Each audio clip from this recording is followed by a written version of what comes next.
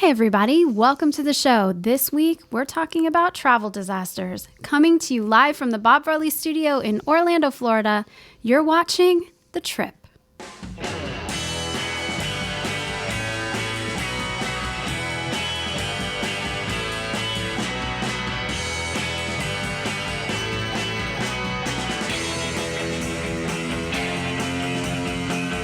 This is The Trip, episode 42 for the week of December 9th, 2015. The Trip is brought to you by Dreams Unlimited Travel, experts at helping you plan the perfect vacation, whether it be theme parks on the West Coast, East Coast, or on the seas. Visit them on the web at www.dreamsunlimitedtravel.com. Hello, everyone. This is The Trip, our crazy attempt about talking about travel, family, and everything in between. I'm Jenny Lynn. And I'm Teresa. And back in the production area of the studio, we have Craig Our producer. Williams. Hi. Mr. Craig Williams. Yes, it's me. Okay, well, this week we are not taking you anywhere, guys. So you're just going to have to sit tight with us here in the studio because last week we attended Disapalooza and had a great time. We did. It was fun. Had our little own private party in Diagon Alley for 3 hours. Was it 3 hours? 3 hours? Yeah, Give or take. 2.5. 2.5? 2.5, okay. And it was fantastic. So hopefully those of you that are watching were able to make it. If not, then you missed out and we're sorry. Craig's making a recovery back there. You all right over there? Oh, wow. You got something to drink? You need some water? Well, that's the problem. It was one of those situations where it went down the wrong pipe. Oh, okay. Okay. We weren't attempting to help you at all. Nope. We were not trying to cover for you. Anyways. Oh, dear. Oh, he's got a fur ball. He's like That's coughing what up a Klaus lung. sounds like when right before he hawks up a fur ball. Well, You good? Oh, I'm fine. What happened? the show will continue. I know. Okay, so, Turn well, back the facial hair, dude. You know, okay, go ahead. we didn't miss Disapalooza, but that also meant that we didn't get out. So this week, we are talking about true travel disaster stories. Okay, let's take this down a notch. When you say that, I'm thinking airline crashes and planes missing in the Bermuda Triangle and stuff. No. This is personal This vacation travel is mishaps. mishaps. Yeah. Yeah, there will be no stories about people dying, tragedies. We're not here to bring you down today. We're actually here to hopefully share a few laughs. That's what I want to do. Okay. Go ahead. We always do it Teresa's way. So, No, we don't. What are you talking about? so It's anyway, never my way. it's No, time no, to don't get be moving into on. the issue. Okay, we don't always do it my way. She's not going to let it go. We always do it Teresa's way. I'm I pulling never her get my leg. way. That box is bothering me. It needs to move. Is it in the camera? It is not in the camera. It's Bugging me. only bothering you and no one else because they can't see it. What's the issue, JL? Well, this week's issue, we have another listener email. This one was from Brian Sosha in New Jersey. What does Brian have to say? He says, "Hello, I wanted to send over a show recommendation for the trip. I would like maybe a top 5, not including Disney World or Universal Orlando, must-see or do list. It would be great to hear about your go-to places when not in a Disney or Universal mood. It would be helpful to learn more about what else there is while on your extended Orlando vacation." My thought was maybe not to do this right now and do what he said, make it an episode. I mean, I think that's... Okay. You think? Yeah, Well, why? I think. Okay, I'm going to put you on the spot. Something I probably should have done earlier. But instead of talking about it in there, in terms of everything we've done this year, well, mostly you. I didn't do much this year. But what about almost doing like a brief recap here while we're talking about it? Some of the better things that we have done this year in terms of with the trip. And So do like a little short top 5 moments of 2015. yeah, Craig. your look back on the past. Craig. Yes, ma'am. Put the camera on me. I can't remember last week. And you want me to go back a whole year? Well, I mean, it's the standout moment. 48 So weeks. we already know, like, Escape Game would be That's number up there. 1. Yeah. That's got to be number 1. So now we're going backwards, not a countdown. Do you have anything that we did this year that pops in your mind as something you thought was pretty fantastic. Fantastic, fun, or a total disaster? Whichever one. You just clarify which one you it go is. first. Let me think. I'm not exactly You're ready younger. either. You're great. Let's see. What did we do? I really enjoyed I don't know if this is like lower on the list. It would be higher on the list. I actually really enjoyed when we had our whole iDrive 360 time when we went to the I enjoyed that. Madame Tussauds, and Sea Life Aquarium all in that one I shot. enjoyed that. I liked my road trip updates. Okay. Yeah, that was good. kind of, it And was fun. the listeners It kept really me liked that going. too. They responded. And I don't know. There were so many moments. Where was the one where we took Dustin around and we drank at all the different bars in Cocoa Beach? That was your Cocoa Beach Oh, one, yeah. Our Cocoa Beach pub crawl. Yeah, that was kind of That fun. was for St. St. Patrick's Day, yeah. the Irish That the was Irish fun. pubs. A little bit of Irish there. I don't know. They're all fun. They were all good. We've got 3 there. Escape game makes it 4. Craig, can you think of one more? I mean, I know it's very recent, but Ice is still leaving an impression on me. Yeah. I liked My it. hands are still Yeah. numb. That was good. I did enjoy ice. Still has the Though evidence I had of totally frostbite. forgotten about it since you mentioned it. Before you mentioned Oh, it. I apologize. I just have no. Okay, what else? Well, I think that's a good quick top Yeah. 5. Oh, it was 4. Something we can. No, it was not. It was 4. It was It 5. was 3.5. Whatevs. Okay. I like the ones where like we're having today, where we're going to talk about listeners. and Sharing the listener sharing input that. I stuff. like that kind of stuff. We usually have a really good time. I liked my romantic Valentine's Day meal with the cat. My husband didn't show up. That was fun. Good old Klaus. Trying to get him to sit at the table and eat spaghetti was a tough one. This show would be nothing without Klaus. I know it. He knows it. He's truly the star. Anyway, so I guess that was a quick little top 5 for you. Something that I did want to say was we want to continue to get your input. We're going into a new year, changing up things a little bit. 2016. And this is a fantastic time to write to us with your suggestions as far as like topic episodes, things that you want to hear. Your comments. Yes, definitely your comments. One thing that we are going to be doing in the new year is we're going to be covering a little bit more Disney content as well. So if you have trip planning questions as far as like things that you'd like for us to explore in Disney, that's, fair game as well. So write to us at thetrip@disunplugged.com. And we hope that we do hear from you. And maybe one of your emails will be included in our issue in following weeks. Maybe. Maybe not. Wait, did you just say Maybe in the not. following weeks? Following weeks, months? I would say the following year, months, yeah. months. I don't know even about you, the but following year. I'm not going to do a show for another 3 weeks after tomorrow.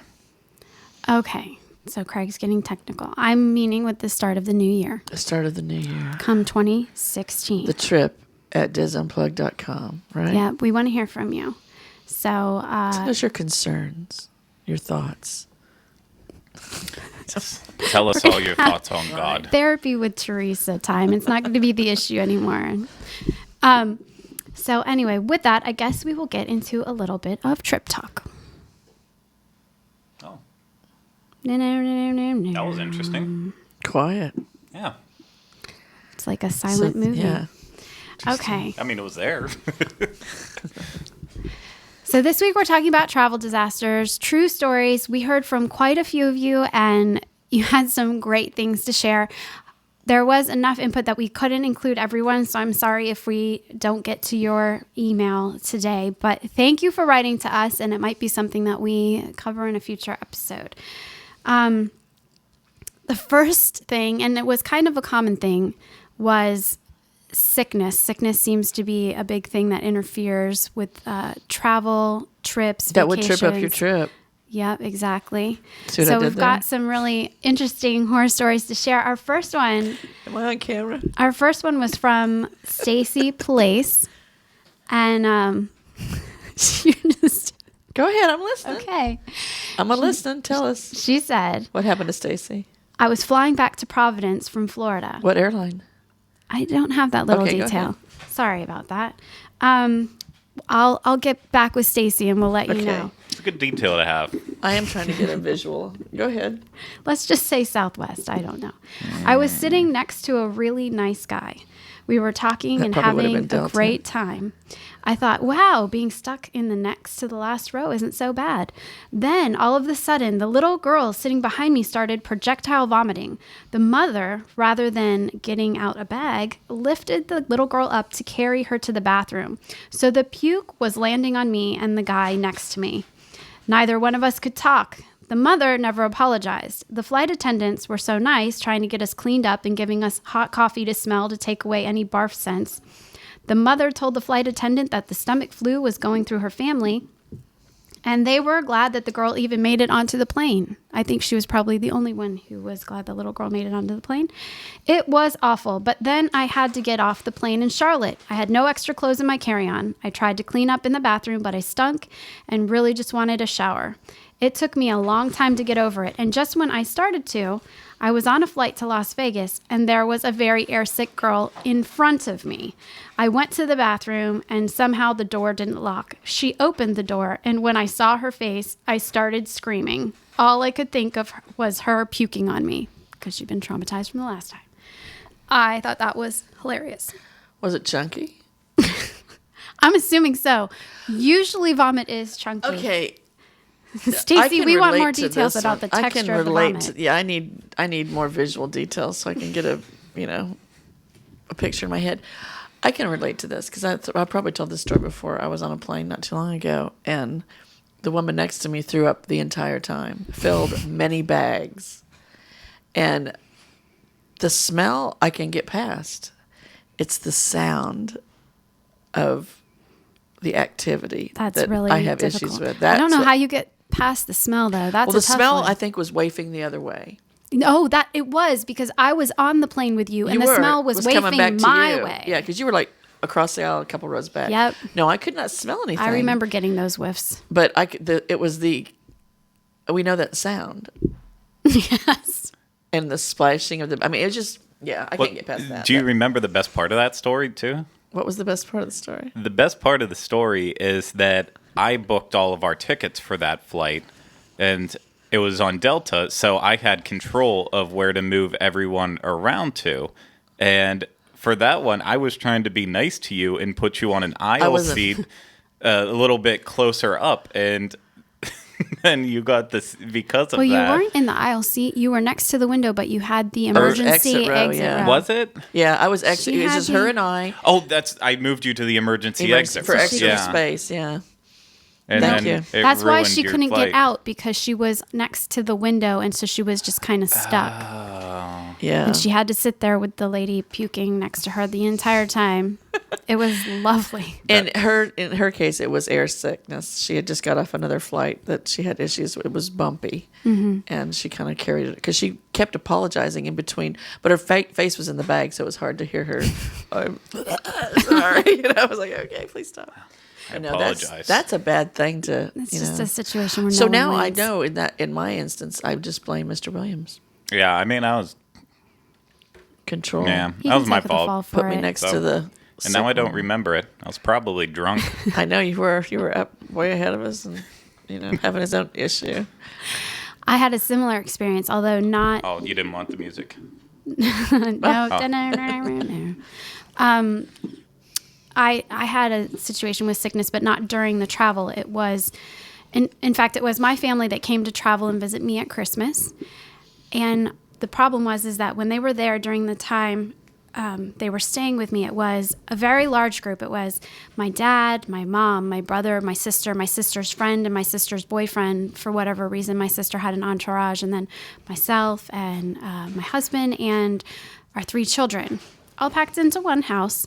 And my son came down with it first. Miller got the flu bug, and slowly it worked itself through. I was the next one to go down, and then again, eventually everybody. Now, because I was one of the first people to get it, I was also one of the first ones to recover from it. Yeah. But everyone else was sick as a dog for days, and I couldn't send them home. And it was so bad because we lived in Virginia, and it was freezing cold, so you can't really open the windows to air out the smell. I mean, you freeze within a minute, or at least I do, within a minute. if you're doing that. But it was just me, after I finally got better, constantly cleaning up someone's vomit somewhere. And it was so intense that this is not a joke, and I am not exaggerating here.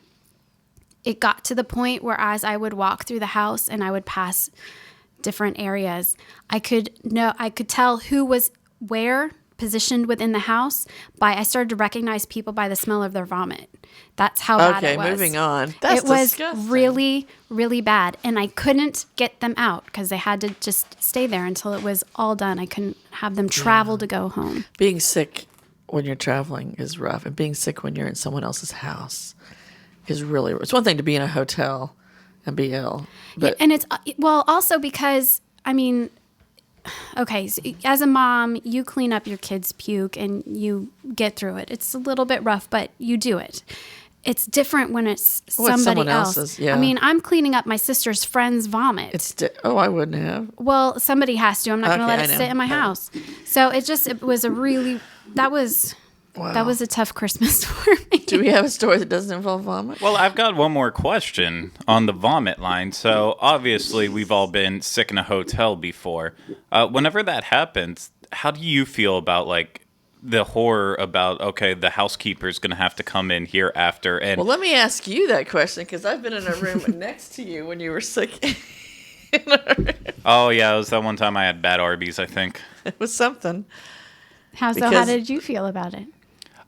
No, I think it's one of the worst feelings in the world. Not to the point that I would never travel ever again, but there's nothing more embarrassing than, you're in a hotel and sometimes you take housekeeping for granted in terms of what they have to go through. And being sick on a trip, I almost feel like you should leave them extra money just Tip to them a make little up bit for more. the fact that Right. there might be a little bit of disgustingness left I normally behind. just give you a few Although dollars, I'm but not here's a bunch. I'm not too much of a messy person when I'm sick. There was the time I was seasick when we were on the 7 and 7 for Universal, and I was I'm pretty clinging to that. contained about it all. I was clinging to that toilet all night, but there was no mess for my stateroom host to clean up.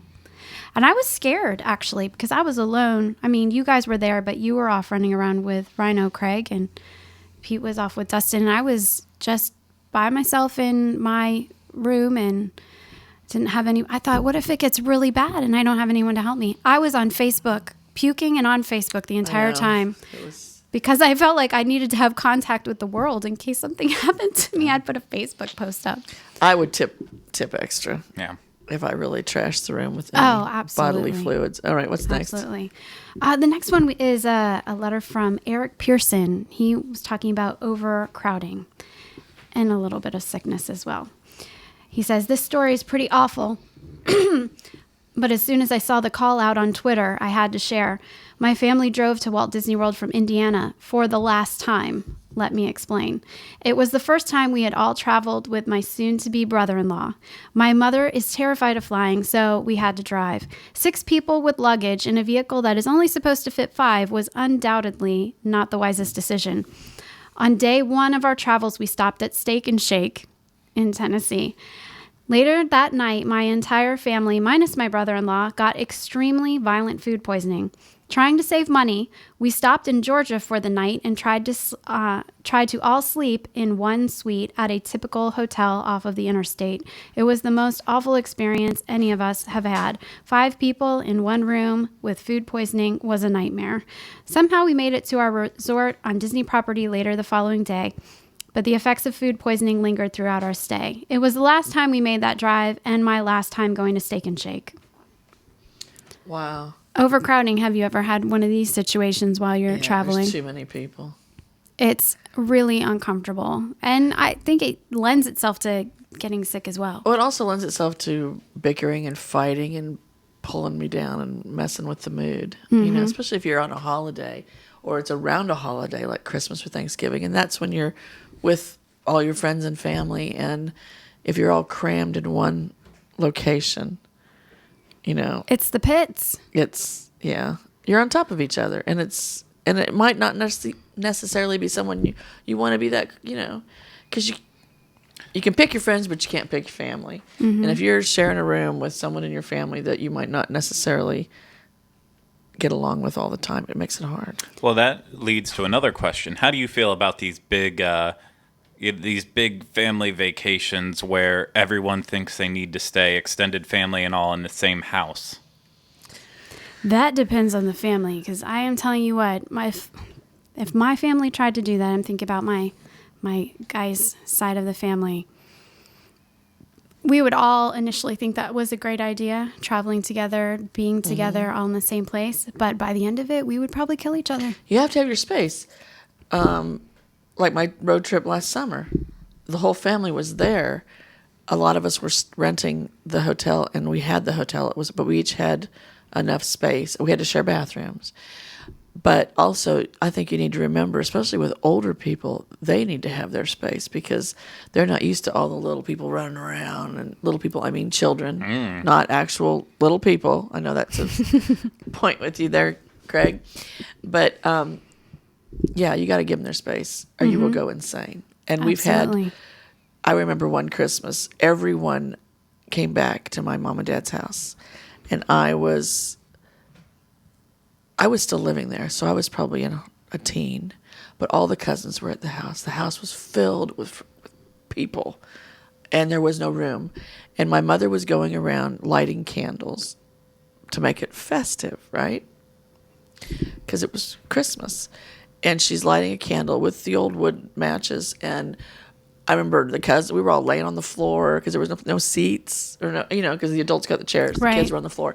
And my mother lit a candle and shook it out or blew it out, and the top of the candle flew off, landing on my cousin's head. Oh. And, of course, the top of her head started smoking. And everybody in the room jumped up and, started beating on poor Lori's head. And, and she was clueless, my dad's hitting her with a pillow. It's like, okay, Merry Christmas. Lori's head's on fire. It is. I mean, I can... traveling with our family, I think about like when we had an extended reunion with my grandfather, Grandpa Ernie, love him. And for his birthday, we all went to Disney World and stayed in, our different resort rooms. But even having our different resort rooms, trying to coordinate everybody's schedule and getting us to get together to eat meals, like we all didn't like each other by the end. No. And I swore off ever planning one of those things ever again. That's the whole deal when you're traveling to a destination with family. Don't try to make it all like that. We did it the first time we came to Disney World with my in-laws when Grace was under a year old, was a disaster. One is because of who I was traveling with. Mm-hmm. And two, it was just, we weren't used to being together, and we all were together at Old Key West. And it was beautiful. Obviously, it's a beautiful resort. But, I got to have my own space. Yeah. Yeah, you just got to know your group and whether the crap's going to hit the even fan. When my family used to camp. Yeah. And we had the pop-up camper, and we were a family of 6 people in a pop-up camper. Technically, everyone had a bed, but let me tell you, those were not pleasant vacations for me. Looking back we were on it now, top of it's each like, other. okay, we survived it, but still, it makes it tense, and it's not fun. So, What else we got here? Okay, then we had Nancy Lynch write in with a story about nakedness. Oh, I can relate to this one too. Tell me what's happening. A couple of years ago, my family and I drove to Virginia for a week's vacation at Williamsburg, Virginia. The issue was on our trip home. We were eager to get home quickly, so our first stop was a fast food restaurant. We decided to go through the drive-thru for breakfast. I mistakenly ordered coffee and accidentally spilled it on the front of my pants. I immediately jumped out of the car and pulled off my pants in broad daylight. I was wearing granny panties, and I keep waiting to see this on YouTube. It would probably be hysterical. I was burned, but the burns healed after a couple of weeks. Her lesson is don't buy or drink hot coffee through a drive-thru unless you are extremely careful. She pulled her pants off in broad daylight? Well, apparently she had burns that were serious enough that they didn't heal for weeks. Wow. She jumped out of the car, pulled her pants off, and ran around in granny panties.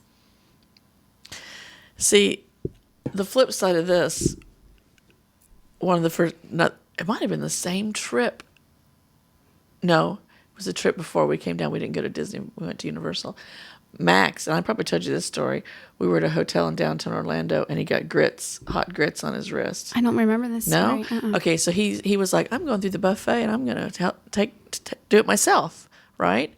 And I was sitting at the table waiting for him to get his breakfast, and he comes back to the table, like ran back to the table, holding his plate and holding his wrist out, and like he was making no noise, but tears were coming down his face. And I looked at his wrist, and he had a blob of grits steaming on his wrist.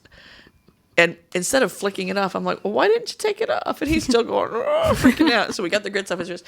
But yeah, he got burnt. They had to do an incident report on it. But I don't think I'd take my pants off. Maybe I would if it was burning enough. You know, there are moments when you think, I would never do that, and yet you do end up doing this. I had something not similar in that there was an accident, but a miscalculation in planning. When the kids were very young, we still lived in Virginia. We came down, I think it was 2008. This is actually one of the stories that started off my blog that I had initially, The Disney Driven Life. We came down to Disney for our vacation, and having lived in Virginia for as long as we did, I had forgotten what it was like in Florida during the month of May. In Virginia, it's still pretty cold in May. In Florida, not so much. Right. So I had packed, warmer clothes. I mean, I did have shorts and everything for us, but in my mind when we were there, it's warm during the day, and then I thought, well, it's going to be really cold in the evening, so I need to, we're going out. We were going to the campfire in Fort Wilderness to watch the movie and do the whole sing-along thing. And I thought I need to dress everyone in long sleeves and pants, the little sweater over the long sleeves and stuff. Joel, my husband, was not having it. He was like, no, I'm wearing shorts. And my other two really didn't want to. And I didn't push the issue with them, but I, guilt tripped them, of course, with, well, you're going to be sorry later on because you're going to be cold and I'm not going to listen to your fussing, and it's going to be your tough luck because I won't have a jacket for you and you'll just have to learn your lesson the hard way. Turned out I was the one who had to learn the lesson the hard way because poor Ellie, who was like 2 at the time or 3, just had to do what I told her to do. And I dressed her what I thought was appropriately. Right. As well as myself. But okay, so we were late in getting there and I was in a mad rush to make sure that we didn't miss it. Neurotic Disney mom, I have to be there when it starts. And so we get to the main place and realize, because I'd never done it before, this campfire isn't in the central location. You've got to go to BFE, where they've got it in some other place, and catch buses and whatever else. And then you have to, run to the bus stop. I had my poor child, long sleeves, sweater, jeans, everything. She's 3. For every step I take, she's taking 2 or 3 and running behind me. So sweating. We're running to the bus stop, running to wherever we are.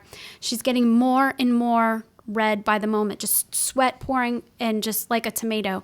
We finally get there, and this poor child, I thought she's going to die of heat exhaustion. You could just see it. And I was like, there's an emergency going to happen. I stripped her down.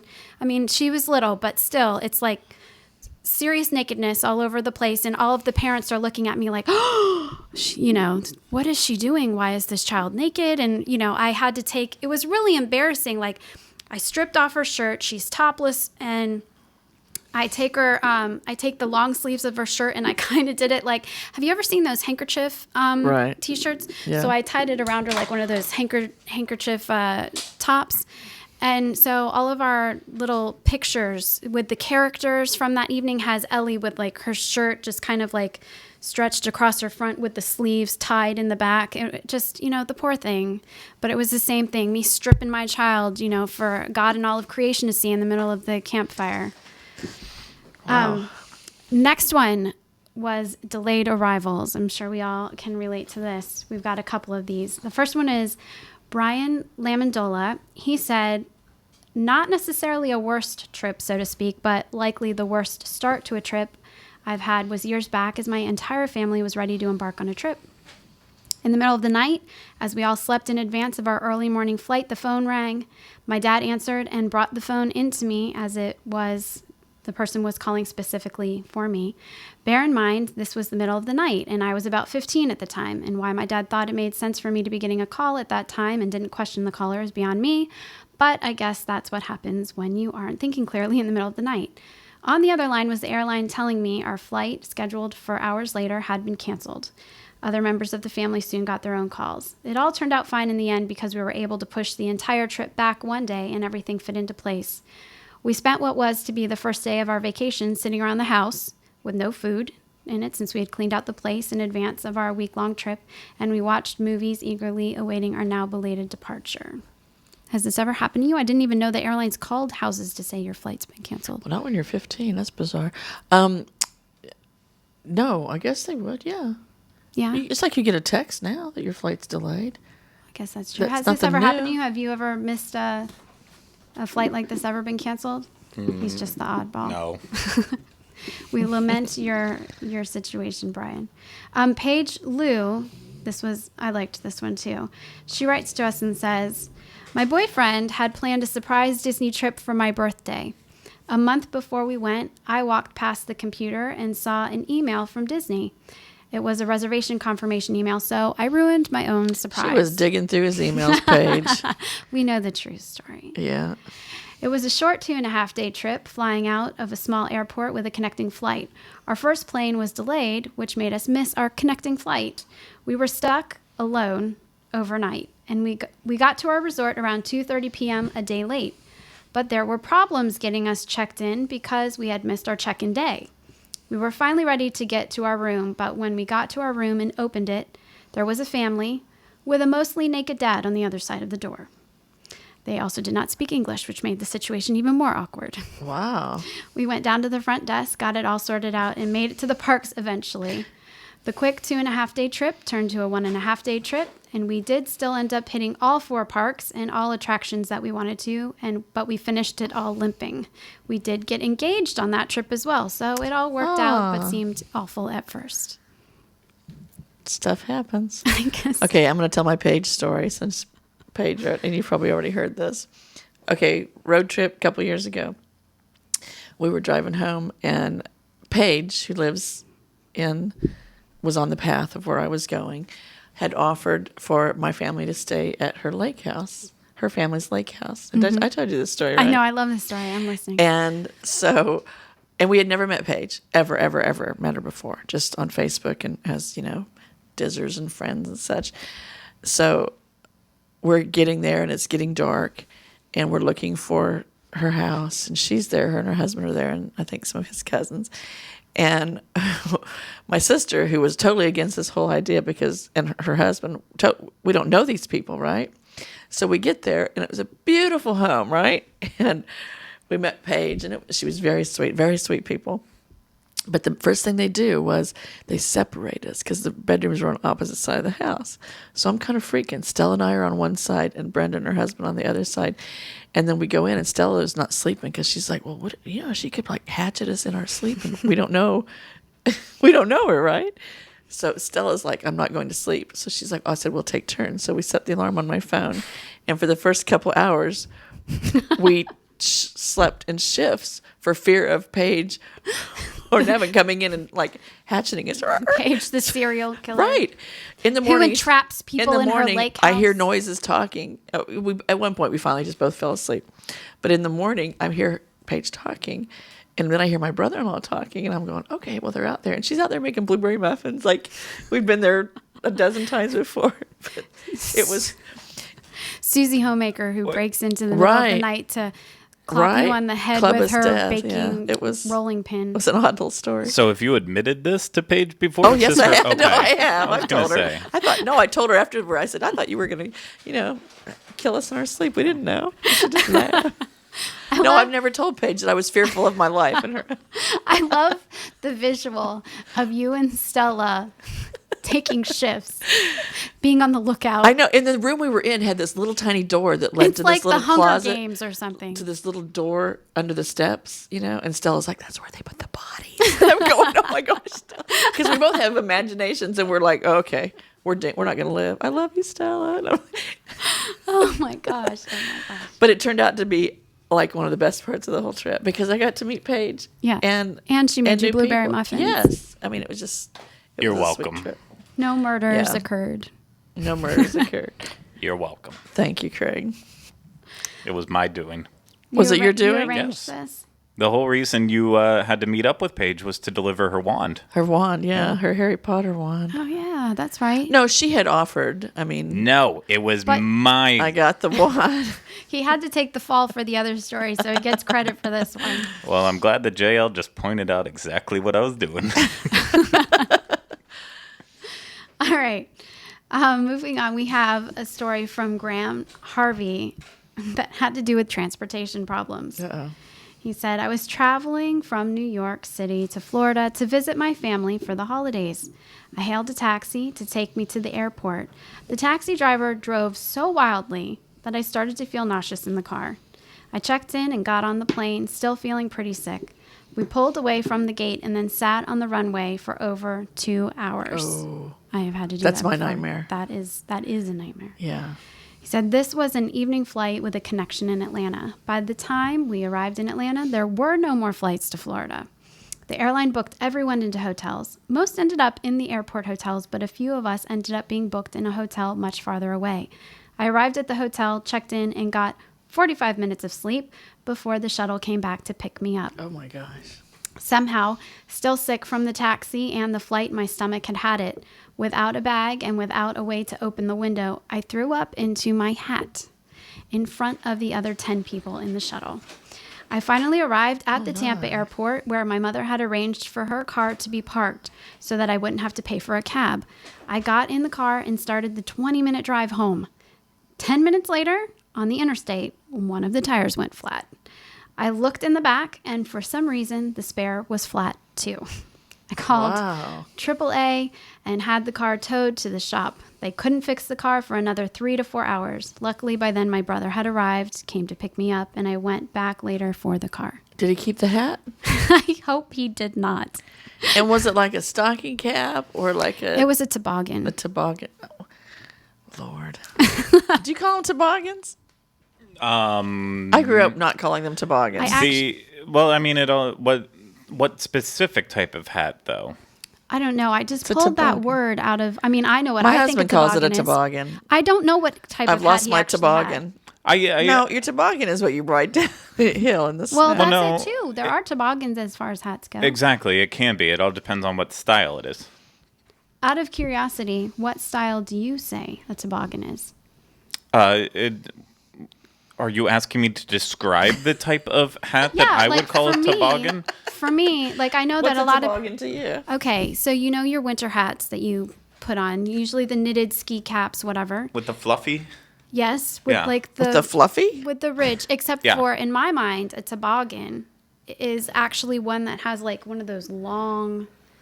I have one at home actually. where Okay, it's with a like little tassel on the end. Well, mine doesn't have a tassel, Mine but has a tassel. they're like the long ski The longer caps. version, almost a Santa style Okay, one. Kind of To like me- what's the Peanuts character? I that would has call one of that a those? stocking cap. A stocking cap. Well, to me, that's yeah. a toboggan. Now Because Kelvin, of Mom in her kerchief and I in my cap. it's my stocking So cap. stocking cap, Because yeah. my mom would say, "Get your stocking cap." Of course, she's country from the 30s. I don't Now, know. toboggan, I never heard that in my life until I married Kelvin. And one day he came out, and it was a chilly day in in Georgia, and he says, "I can't find my toboggan," and I'm going, "What the heck He's is a going toboggan?" sledding. Right? We don't have a toboggan. There's no snow. He's like, my toboggan. He's pointing to his head. And I'm going, dude. I would have said Google it. I don't know what you're talking about. And he says, my hat. And to him, the toboggan was just a stocking cap. Yeah, the ski cap. Yeah, yeah. But for me, it is specifically the long kind. I don't know. If, Mine's not the long kind. Mine have is stripes? mine is your typical knit one that does have the extra that goes around that you flip to up. keep it. or, Yeah, like, that you can roll. flip up, or if you're Oh. weird and you can flip down. But then, That's not a toboggan. well, no, but it's also then if it has the fluff ball on the top, then it also has, it has a little extra room. It's not really tight on there. It's random. I love taking these and moving on with. Okay, so we're going to say it was a fedora. He threw up into his fedora. No toboggan. Okay. Okay. The next one is from Sarah Whittick. Okay. She had a story about the not dependable travel companion. Oh. I have that sometimes. I have to oh wait, no, I was thinking of a different one. I have a double whammy, she says. This to me is an absolute nightmare. Like the worst of, well, maybe almost the worst of all of them. I am an Uber planner.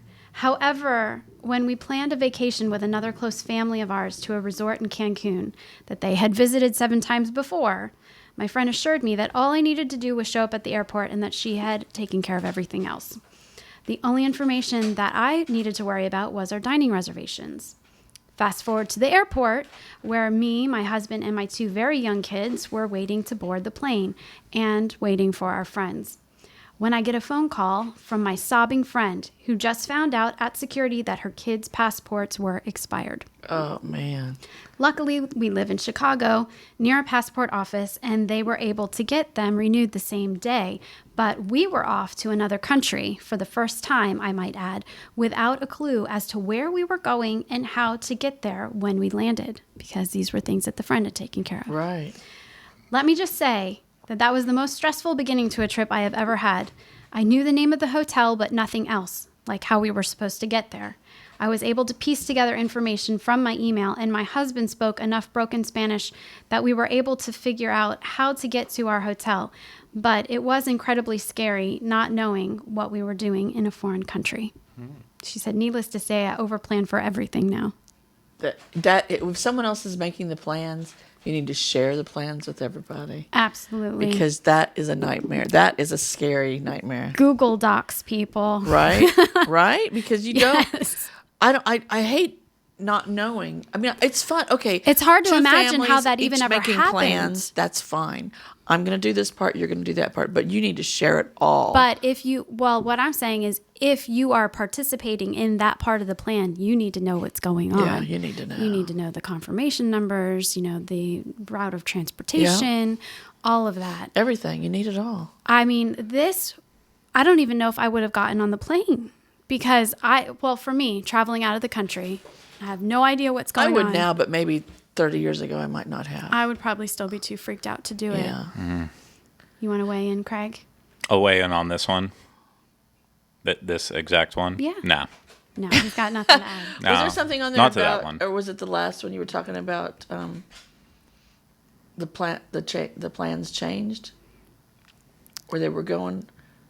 I don't know. This one's really good though. The one coming up next. Okay, tell me that one. This is from Ryan Halloranpan. I think it's Halloranpan.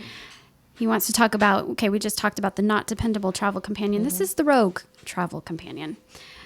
I love this one so much. My family had the bright idea to take a road trip, RV style, through the Southwest. The drive was through California, Nevada, Arizona, and New Mexico. Although most of the trip went without a hitch, there was one memorable night that we can't forget. I love how he tells this story. Okay. To preference this day, my father, the driver, got a speeding ticket for going 3 miles over that morning. The next events happened that night. Picture it. A stormy summer evening in Arizona. I know, he's such a good storyteller.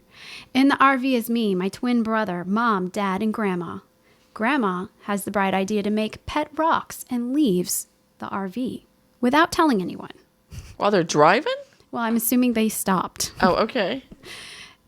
So she leaves the RV without telling anyone that she's going, and she goes to do this to fetch some pebbles. After about 20 minutes, she's still not back. We suddenly get a phone call from her cell phone saying that she's stuck in a phone booth and that it's beginning to hail.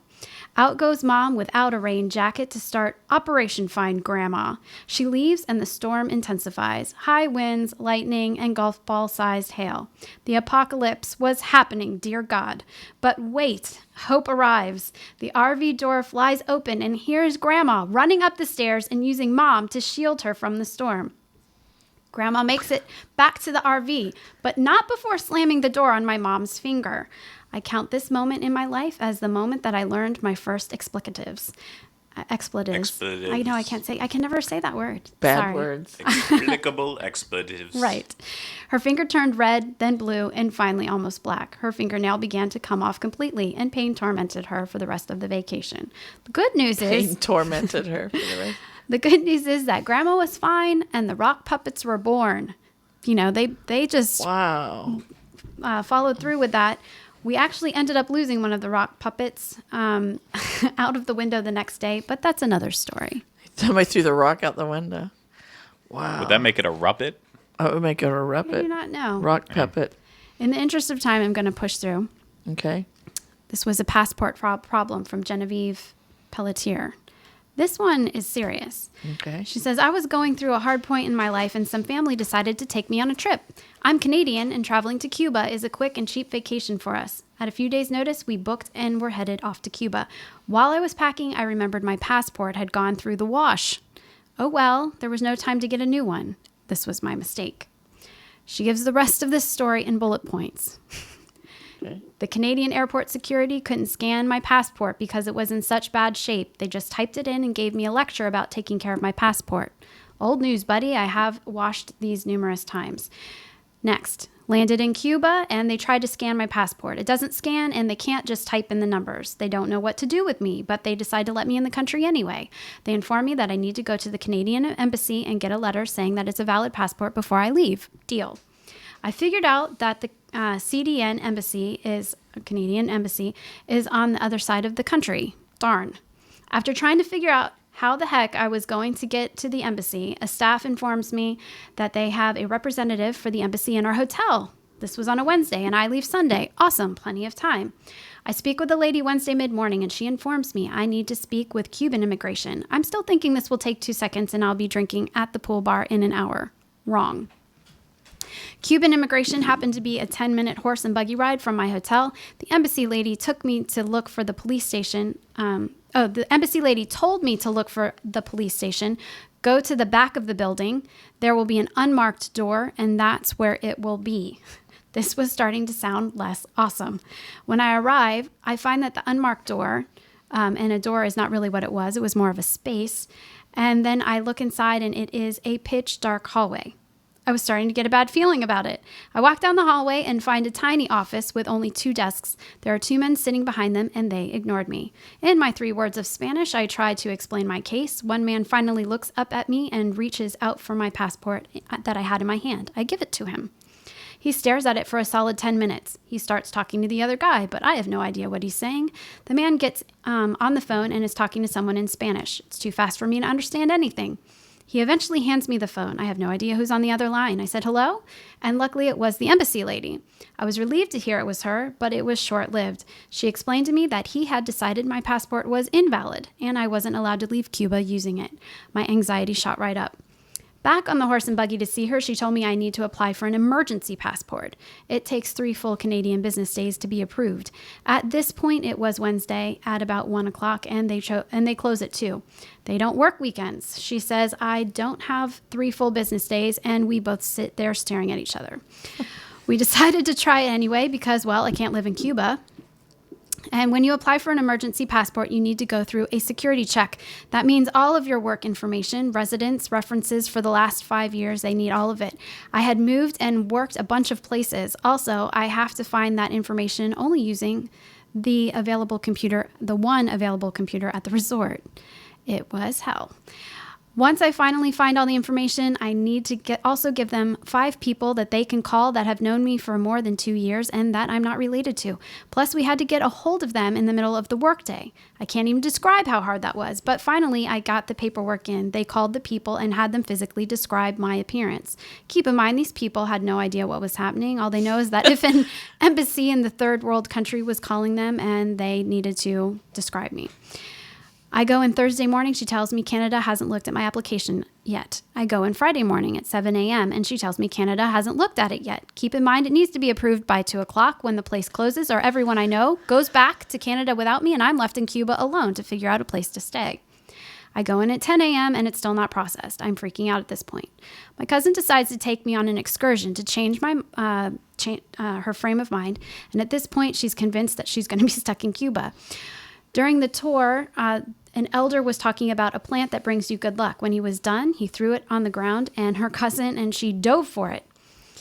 and they kept it in their pocket. She says we get back to the hotel about Which 1. could be an issue if you're trying to leave the country with a Right? plant, but okay. This is I mean, I had anxiety reading this story. She says we get back to the hotel at 1 and the application is still not approved, and at this point I'm openly bawling. At 1:45 we try one more time and holy cow, it's approved. I can't even describe how happy we were and how much we celebrated. They told me that I had to get passport photos done for it before they closed at 2. Luckily that happened because the gift shop did passport photos there. At this point, she thinks they're golden. That was until they got to the airport. She says, I assumed that they had seen an emergency passport because I couldn't possibly be the only idiot out there, but the guy hadn't. She got pulled back into a place and was aggressively questioned for almost an hour. She says, they apparently thought I was Cuban. They thought this because I didn't have my original passport anymore. Well, the lady at the Canadian Embassy consulate had made me turn it in. I begged them to call her, but they refused. They just kept accusing me of things. Finally, they call and everything was cleared up. She was allowed to fly home. She said, when we land in Canada, I'm positive things will be okay. They weren't, of course. They pulled me aside for questioning. I explained the entire story. The Border Patrol man is now demanding I give him my now non-valid original passport. Obviously, I can't because I gave it to the consulate. He then started accusing me of selling my Canadian passport in Cuba. I now know. People do that? Apparently so. She says it's big money.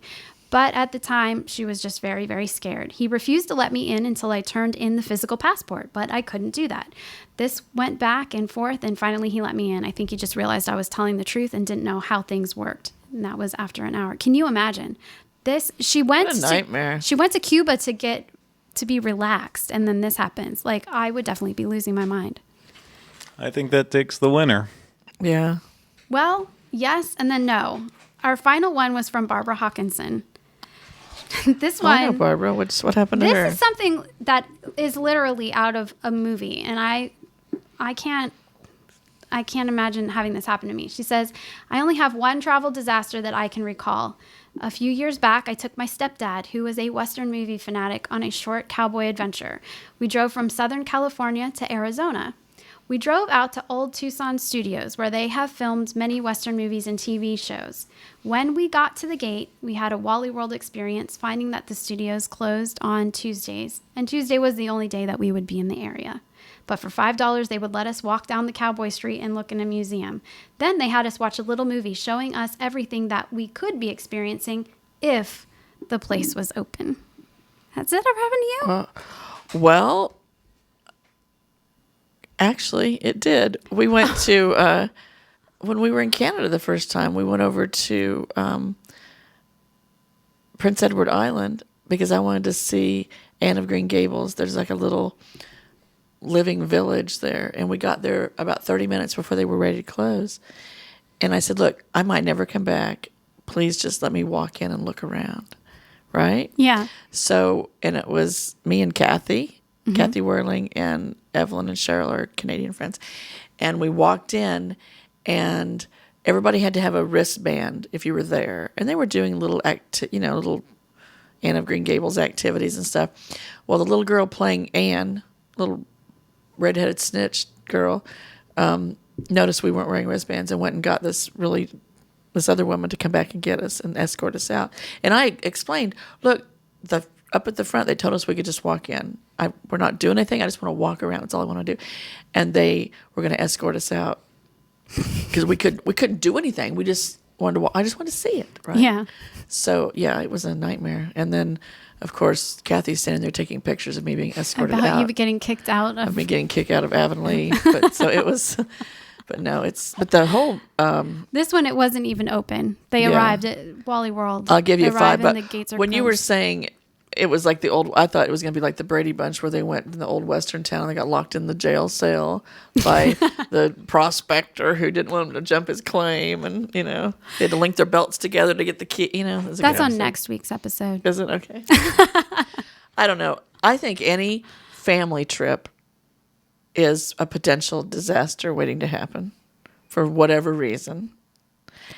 I think all of the stories that people are telling are all the one with the passport, I think, was the one that was actually, oh my God, like this is real scary travel that was disaster. the scary one, I mean, I have cannot one even that's imagine. close, but not that good.